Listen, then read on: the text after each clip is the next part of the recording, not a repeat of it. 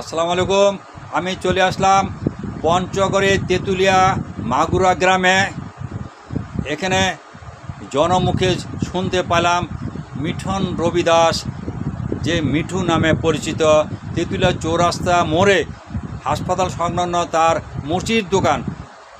দীর্ঘ ৩০-৩৫ বছর এই মুচির কাজ করে সংসার নির্বাহ করছে। গরিব অসহায়, তাহার কোনো সহায় সম্পদ নাই এবং তিনি হঠাৎ করে অসুস্থ হয়ে পড়েন।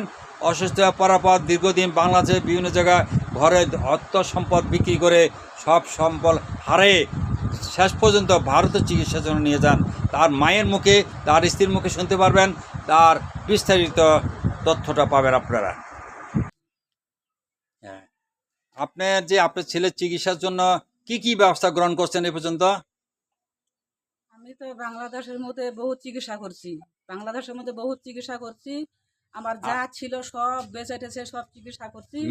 মিঠুন আপনার কি হয়? ছেলে হয়, আমার বড় ছেলে হয়। আপনার বড় ছেলে? তা কতদিন থেকে অসুস্থ আপনার বড় ছেলে? 3 বছর। 3 বছর। কি অসুস্থতা, কি রোগটা কি? রোগটা হয়েছে হিট জয়েন্টে আছে না, এটা বাটি আছে, বাটিটা বলক হয়ে গেছে, তুমি হাঁটাচলা করতে পারে না।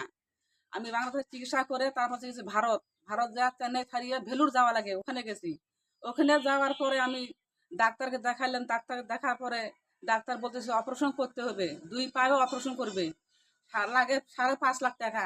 তখন আমি ডাক্তারের কাছে অনুরোধ করিয়ে, হাত জোর করিয়ে কান্দাকাটি করছি, স্যার আমরা গরিব মানুষ, দিন কামাই দিন খাই। তখন স্যারের কাছে আমি বলছি যে আমাদেরকে বাংলাদেশে যাতে দেন, আমি সবার কাছে সাহায্য তুলি আমার ছেলেকে চিকিৎসা করব।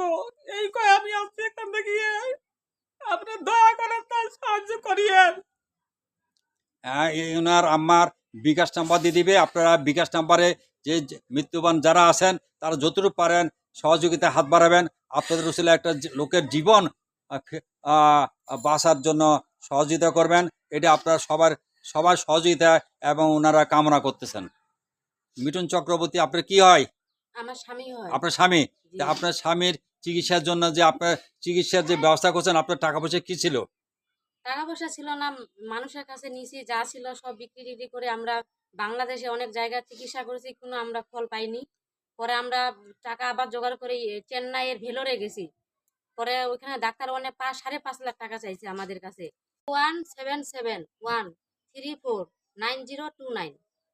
আবার বলেন, নাম্বারটা ক্লিয়ার ভাবে বলেন। 01771349029।